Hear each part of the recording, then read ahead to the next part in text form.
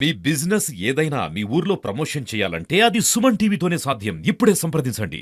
ఆమె ఇలా కృష్ణ భక్తిలో నీలమవడం వల్ల ఆ జ్ఞాననాడలు విచ్చుకొని అనుకోకుండానే ఆమె రోజుకొక విధంగా కృష్ణుని గురించి సాహిత్యాన్ని పాటల రూపంగా పాడుకుంటూ వచ్చింది.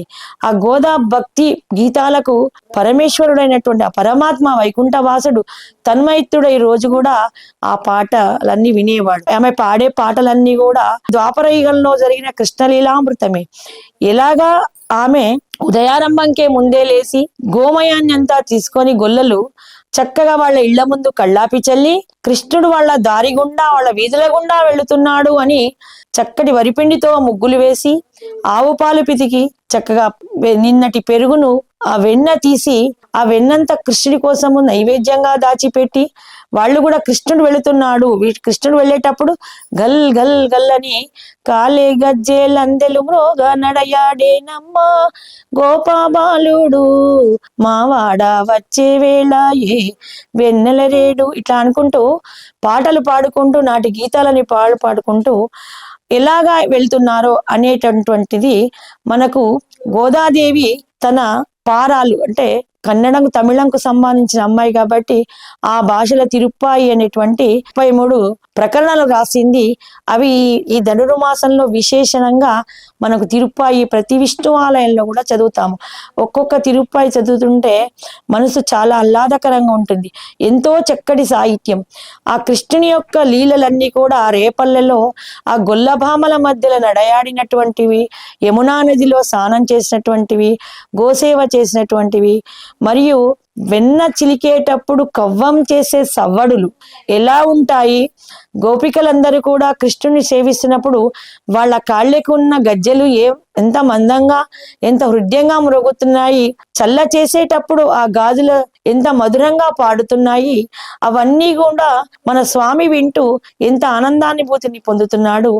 ఇంటింట వెన్నెలను దొంగిలించుకుంటూ ఇంటింట వెన్నెలను స్వీకరిస్తూ ఎంతో ఆహ్లాదకరంగా ఆ యశోదమ్మ స్నేహితులైనటువంటి సకురాళ్లతో కూడా చలక్తులు విసురుతూ అందరిళ్లలో ఆ బాలకులను వెంట వేసుకొని ఒక్కొక్క రోజు వెన్న అందని వేళల్లో కుండల మీద పీటలెత్తు పెట్టి పెరుగు కుండకు చిన్న తూటి ఉడిచి చిన్న దోసిలోకి పాలు పెరుగు గోలిన కృష్ణ మంగళం మంగళం గోపాల కృష్ణ జయ మంగళం. ఇట్లా మనము కార్తీక శుద్ధ ద్వాస రోజు ఇది మేమందరము వెనుకటి బ్రాహ్మణుల నుండి మౌఖికంగా వచ్చిన పాటలు.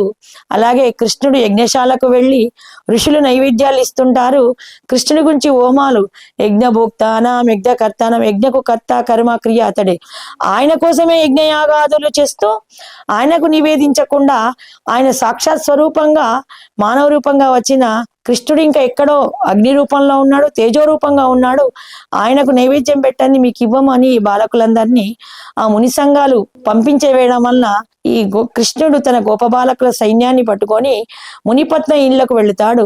వెళ్ళి ఆకలిగా ఉంది అన్నం పెట్టండి వెన్న పెట్టండి అంటే ఆ చిన్నారి ముద్దులకి ఆ బాలకృష్ణుని అందచందాలకు మురిసినటువంటి ఆ మునిపత్తులంతా కూడా నైవేద్యాలకు మళ్ళీ చేసుకుందాంలే, ఈ పిల్లలు వచ్చి ఎంత ముద్దుగా ఉన్నారు అడుగుతున్నారు అని చక్కగా అరిటాకులు వరిచి చల్ది అన్నాలు అంటే రాత్రియే పెరుగుని తోడువేసి పాలతో పాటు వేడి అన్నం వండి చిన్నపిల్లలు ఉండేటప్పటికి ఇళ్లలో ఉదయం బ్రాహ్మణుల ఇళ్లలో ఏంటంటే మడి ఆచారము పొయ్యిలు వెంటనే అంటూ చేయరు. అందుకనే రాత్రి అన్నాన్ని వండి వేడి పాలు పోసి కాస్త పెరుగు తోడు వేసి పెట్టి పొద్దున లేవంగానే సమిధులకు వెళ్లే వాళ్ళు గురుకులాలకు వెళ్లే పిల్లలందరికీ ఆ చల్ది అన్నాలు చింతకాయ తొక్కులు ఉసిరికాయ తొక్కులు వేసి పెట్టేవాళ్ళట. అటువంటి ఆ సల్ది అన్నాలని నైవేద్యాన్ని పెట్టేటప్పుడు వాటినంటే కృష్ణుడికి పెట్టిన చద్దులు కృష్ణుడి చద్దులు అంటారు.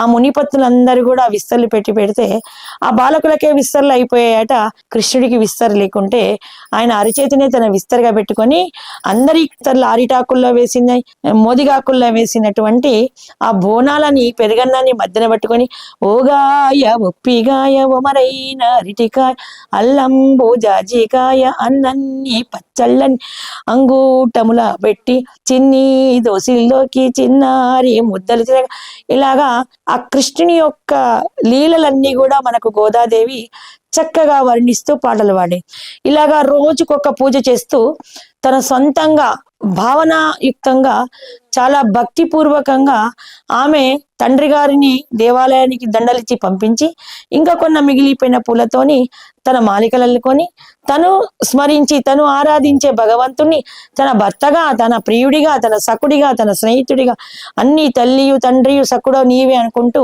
ఆ స్వామిని అర్చించి ఆ దండలు వేసి రోజుకొక పార ఇలా పాడుకుంటూ మనకు తిరుప్పావై 33 శ్లోకాలను 33 ప్రకటనలను అందించింది.